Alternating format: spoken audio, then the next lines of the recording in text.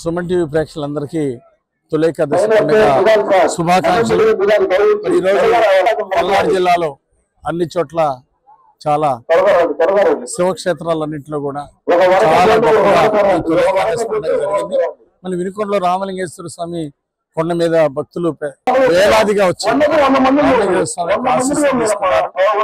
అలాగే ఈరోజు మొదటి సంవత్సరం సుపరిపాలనలో తొలి అడుగు ఈరోజు చాలా గొప్పగా ఉంది.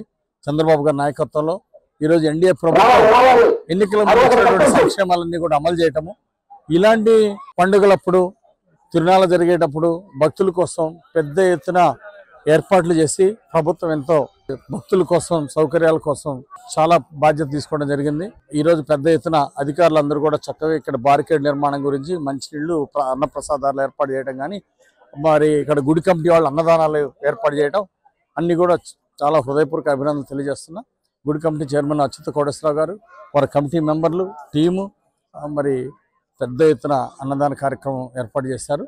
అలాగే విశ్వ హిందూ పరిషత్ వాళ్ళు ఇక్కడ ప్రసాదాలు ఏర్పాటు చేశారు. సో ఈ విధంగా అందరూ సమిష్టి కృషితోటి ఇక్కడ భక్తులకి కొండంత అండగా ఉండి చాలా బ్రహ్మాండంగా జరిగింది.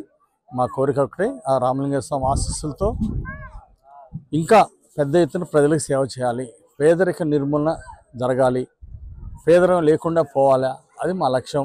2047 కల్లా మరి చంద్రబాబు గారి విజన్ సాధించాలి, ఆయన యొక్క ఆశయం సాధించాలి.